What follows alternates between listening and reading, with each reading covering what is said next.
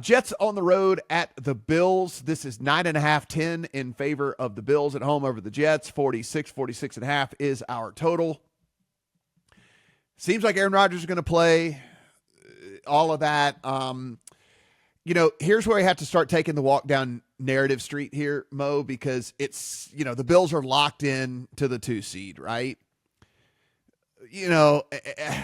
What are they going to basically? Yeah, very small chance they could lose. Yes, yeah. I mean, all but locked into the 2 seed. Certainly, obviously, not getting the 1 seed.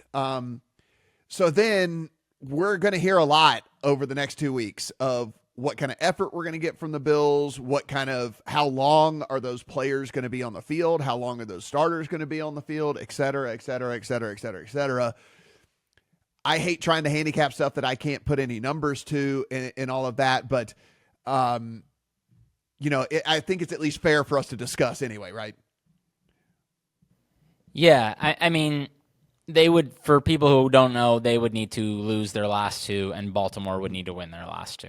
So very unlikely that the Bills will be anything but the number 2 seed. I do think, let me just first say that I have a major sweat in this game. And that's, I fired big on Josh Allen over 3750 passing yards prior to the season. I could have never imagined he would be putting together an MVP campaign and I'd be still sweating this. But I need 202 yards, and it's not 100% that I'm going to get there, because very likely they'll be resting starters after this week. So, he's had multiple games under 200 yards. So it's definitely, I'm a favorite, but I'm not a huge favorite. And we'll see what happens there. But unfortunately, I do like the under in this game. I mean, I think my biggest hang up, on the surface, this looks like a big number in terms of the spread. But then you look at the Jets. I don't know what they have left on their offensive line. I mean, this is a major concern for me. Olu Foshnu is out. He's for sure out. I think he went on IR with some kind of broken foot. Morgan Moses and Elijah Vera Tucker have yet to practice this week. Devontae Adams and Sauce Gardner as well. I don't know what is left of the Jets, just player-wise, coming into this game. Yeah. We've questioned the Jets' motivation level for multiple weeks. I can't get behind backing the Jets. As far as the under goes, I like it. Partially weather-based. 15-mile-per-hour winds and rain I'm seeing.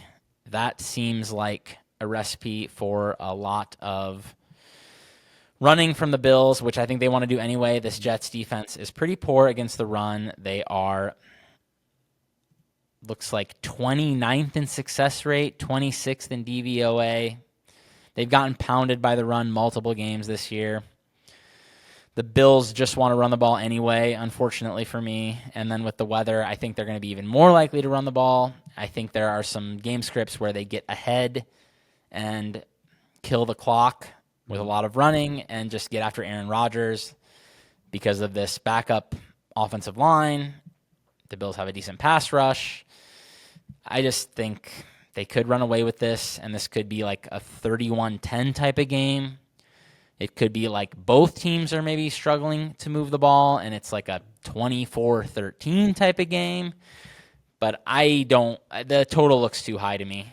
So I know that the Bills have struggled in coverage, but I just think when your offensive line can't protect the quarterback, that weakness might be somewhat mitigated here along with the weather. Yeah.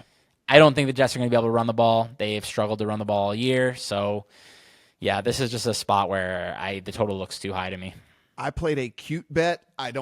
If you don't want to follow me on this one, if you want to even leave in the comments that I'm a complete idiot, go right ahead. But it actually, Mo, with your handicap, it plays into what you're saying. So hopefully maybe it's not as cute as I thought.